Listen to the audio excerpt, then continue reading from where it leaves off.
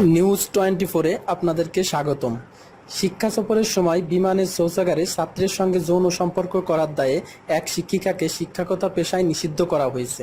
BBC অনলাইনের প্রতিবেদনে জানা যায়, যুক্তরাজ্যের ব্রিটেনের একটি স্কুলের শিক্ষিকা এলিয়নর উইলসন, বয়স 28, শিক্ষা সফরের সময় ফ্লাইটে বসে এক ছাত্রকে চুমো খান। তিনি ছাত্রের সঙ্গে অ্যালকোহল পান করেন। পরে শৌচাগারে গিয়ে ওই ছাত্রের সঙ্গে যৌন সম্পর্ক করেন। ওই ছাত্রের সঙ্গে তার এই সম্পর্ক চলছিল বেশ কিছুদিন ধরেই।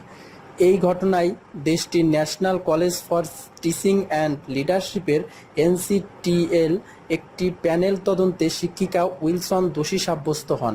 তদন্তে দেখা গেছে 2015 সালের আগস্টে ছাত্রটির সঙ্গে যৌন সম্পর্ক করেছিলেন উইলসন। প্যানেলের প্রতিবেদনে বলা হয়েছে, শিক্ষিকার আচরণ অগ্রহণযোগ্য। তদন্তে দোষী প্রমাণিত হওয়ায় শাস্তি হিসেবে উইলসনকে শিক্ষকতা পেশায় অনির্দিষ্টকালের জন্য নিষিদ্ধ করেছে সংশ্লিষ্ট কর্তৃপক্ষ।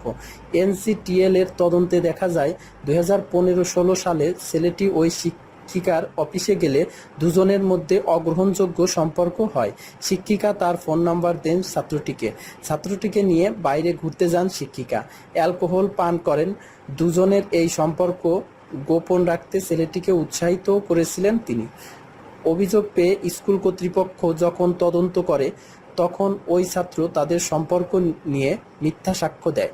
তাদের তদন্তের পর প্যানেল বলেছে, শিক্ষকতার পেশায় যে মান বা আচরণ কাম্য, তার ঘাটতি দেখা গেছে উইলসনের মধ্যে। তদন্তকালে অভিযোগ অস্বীকার করেন শিক্ষিকা। তবে অভিযোগ পাওয়ার পর তাকে গত বছরেই চাকরিচ্যুত করে স্কুল কর্তৃপক্ষ। স্কুল কর্তৃপক্ষের কাছে অভিযোগ পেয়ে তদন্ত শুরু করে NCTL এর প্যানেল। তবে উইলসন NCTL এর শুনানিতে অনুপস্থিত ছিলেন। প্রতিদিন নিত্য নতুন সব খবর পেতে চ্যানেলটি এখনই সাবস্ক্রাইব করুন।